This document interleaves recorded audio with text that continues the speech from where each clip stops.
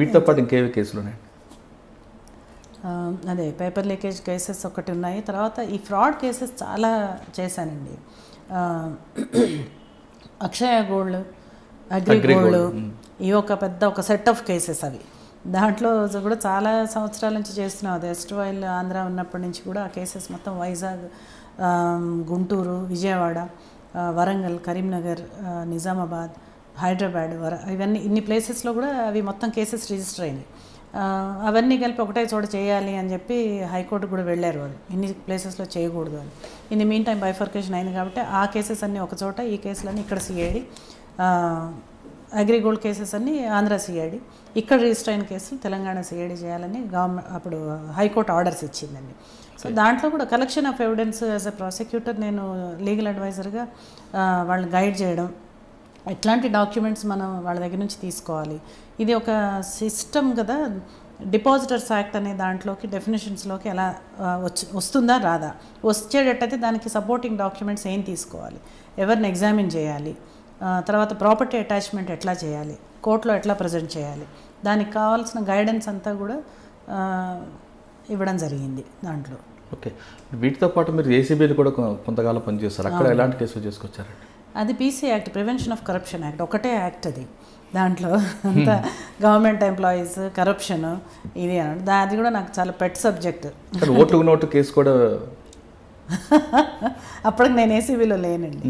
నేను I came as director of prosecutions, joint డైరెక్టర్గా వచ్చేసాను. అంటే నేను అడ్మినిస్ట్రేటివ్ సైడ్ వచ్చేసాను, ఇంకా ప్రాసిక్యూషన్ వదిలేసాను ఆ టైంకి. ఏసీబీలో మీరు మంచి కేసులు తీసుకొచ్చారు? చాలా కేసెస్ ఉన్నాయండి. అందులో మా ప్రాసిక్యూటర్దే ఒక షిండే అని ఒక ఎస్పీ ఉండేవాడు అప్పుడు. తర్వాత మా ప్రాసిక్యూటర్, వీళ్ళిద్దరూ కలిసి ఒక కేసులో చాలా మనీ తీసుకున్నారని చెప్పి బ్రైబ్ డిమాండ్ చేశారని, ఆ కేసులో ఇన్వెస్టిగేషన్ చాలా బాగా జరిగింది. కరెక్ట్గా ట్రాప్ వేసాం, పట్టుకున్నాం. పీపీ దొరికారు కానీ ఆయన ఎస్పీ దొరకలేదు, ఆయన మారిపోయారు. సో సబ్సిక్వెంట్గా ఆయన మీద మనం ఎవిడెన్స్ ఎట్లా లింకప్ చేయాలి, ఉన్నది నిజమే, మనం లేనిది మనం చేయడం కాదు, ఉన్నది నిజమే, కానీ పారిపోయారు. పారిపోయిన తర్వాత మనం సీన్లో లేనప్పుడు మనం ఆయన ఉన్నాడు అని మనం చేయాలి అంటే మంచి ఎవిడెన్స్ మనం కలెక్ట్ చేయాల్సి వస్తుంది. ఏ ఎవిడెన్స్ మనం కలెక్ట్ చేస్తే ఎట్లా ఎస్టాబ్లిష్ అవుతుంది కేసు అని చెప్పి, అదే ఆ కేసు. అట్లా చాలా కేసెస్. అంటే దాంట్లో సర్ప్రైజ్ చెప్పిన షిండే గారు తర్వాత దొరికితే మరి అతన్ని ట్రాప్ కేసులో చూపించారు, అది డిఏ కేసులో చూపించారు? డిఏ కేసులో చూపించారండి. అంటే ఇది ఓన్లీ అబేట్మెంట్ కింద తీసుకున్నాను, ఎందుకంటే సీన్లో దొరకలేదు కదా, ఆయన డిమాండ్ చేశాడు అనేది ఒక ఎలిగేషన్ మాత్రమే, దానికి ఎవిడెన్స్ దొరికింది. కానీ కరెక్ట్గా యాక్చువల్గా సీన్లో ఆయన లేడు అప్పుడు. ఆయన అబ్స్కాండ్ అయ్యాడు అనేది మా వాదన. అబ్స్కాండ్ అయ్యాడు అనేది వాళ్ళు ఎందుకు వింటారు అదర్ సైడ్. దాని జనరల్గా ఏసీబీలో ట్రాప్ కేసులు సక్సెస్ అవుతాయి కానీ డిఏ కేసులు ఎందుకు మేడం ఫెయిల్ అవుతుంటాయి? అది చాలా పెద్ద సబ్జెక్ట్ అండి. డిఏ అనేది ఎలా ప్రూవ్ చేయాలి అంటే, డిస్ప్రపోర్షనేట్ అసెట్స్ అంటే వీళ్ళకి వచ్చిన శాలరీ, వీళ్ళకి వచ్చిన ఆల్రెడీ సర్వీస్లోకి రాకముందున్న ప్రాపర్టీ, తర్వాత వీళ్ళకి శాలరీలోంచి రిమైనింగ్ అమౌంట్, మిగతా అమౌంట్తోనే కదా వాళ్ళు ఏది పర్చేస్ చేసిన ప్రాపర్టీస్, దానికి దీనికి టాలీ అవ్వాలి కదా. సో ఇదంతా ఒక పెద్ద క్యాలిక్యులేషన్ అనమాట. అట్ ది సేమ్ టైం వాళ్ళకి ఎక్స్పెండిచర్ ఉంటుంది. శాలరీ అనేది దేనికోసం ఇస్తారు, మన డైలీ ఎక్స్పెన్సెస్ కదా, మన లైఫ్ అది. సో ఒక ఇద్దరు పిల్లలు, ఒక ఫ్యామిలీ ఈ శాలరీతో గెటా నవ్వుతూ ఇంత పెద్ద ప్రాపర్టీస్ కొంటారా అనేది. అప్పుడు డెఫినెట్గా అదర్ సైడ్ కూడా మనం వాళ్ళకి ఛాన్స్ ఇవ్వాలి. మీరు ఎలా ఇన్ని ప్రాపర్టీస్ మేము ఐడెంటిఫై చేసాం, ఈ ప్రాపర్టీస్ అన్నీ మీరు ఎలా కొన్నారు అంటే వాళ్ళు మొత్తం క్యాలిక్యులేట్ చేసి చెప్తూ ఉంటారు. ఏదో నా వైఫ్ మ్యారేజ్ అప్పుడు ఇదేదో డౌరీ ఇచ్చారు, లేదా పసుపు కుంకుమ కింద ఇది ఇచ్చారు ల్యాండ్, ఆ ల్యాండ్ నేను డెవలప్ చేశాను, చేస్తే ఈ అమౌంట్ వచ్చింది, కావాలంటే రిసీట్స్ ఇట్లా ఉన్నాయి, ఇవన్నీ వాళ్ళు సపోర్టింగ్ డాక్యుమెంట్స్ పెట్టి వాళ్ళకి ఛాన్స్ ఇస్తామన్నమాట. చెప్పి వాళ్ళు పెడతారు. దాన్ని మళ్ళీ ఇవాల్యుయేట్ చేయాలి.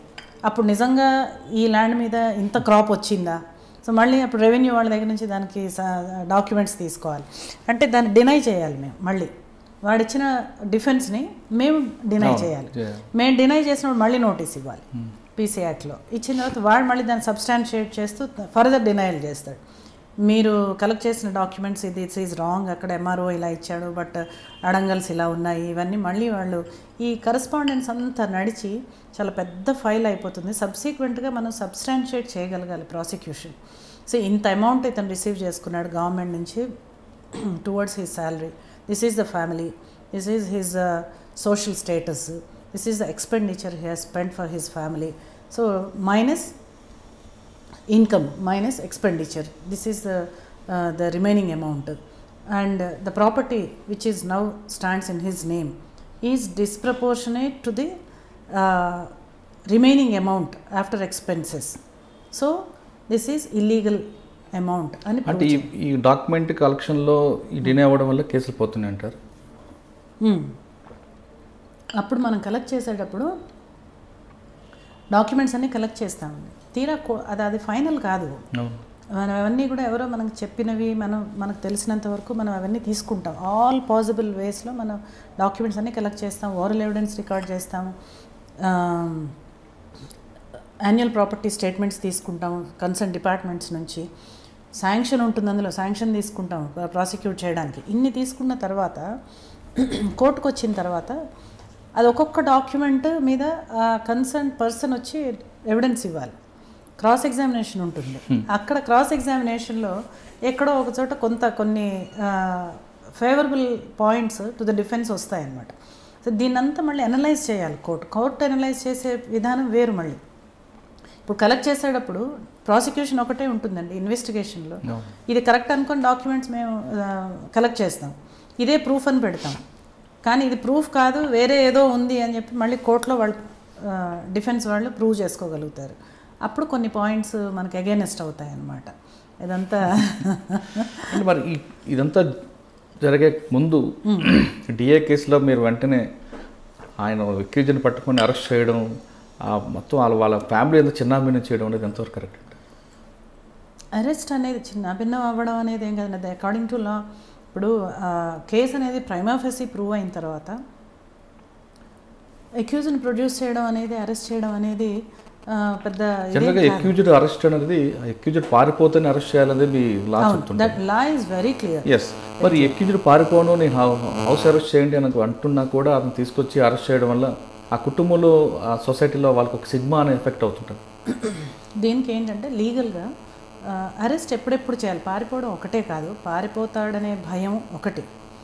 రెండోది మనకి ఇన్వెస్టిగేషన్ సాఫీగా సాగదు. వీళ్ళు బయట ఉండడం వల్ల ఏమవుతుందంటే ఎస్పెషల్లీ పీసీ కేసెస్లో డిస్ప్రపోర్షనేట్ అసెట్ కేసెస్ అన్నీ కూడా డాక్యుమెంటరీ ఎవిడెన్స్ మీద డిపెండ్ అయి ఉంటుందండి. వేరియస్ డాక్యుమెంట్స్ కలెక్ట్ చేయాల్సి వస్తుంది ఆఫీస్ నుంచి. మరి ఇన్ని రోజులు అదే ఆఫీస్లో అతను పనిచేసినప్పుడు అక్కడ ఉన్న స్టాఫ్ కానీ వాళ్ళందరూ కూడా ఇతనితో అసోసియేట్ అయి ఉంటారు. తర్వాత నేను ఇందాక చెప్పినట్టుగా మిస్ప్లేస్డ్ సింపతీస్ ఉంటాయి. అరే వీళ్ళు అనవసరంగా పాపం డిఏ కేసు పెట్టారు అని. డెఫినెట్గా ఇన్వెస్టిగేటింగ్ ఏజెన్సీ కన్నా కూడా అతనికి ఎక్కువ ఛాన్స్ ఉంటుంది.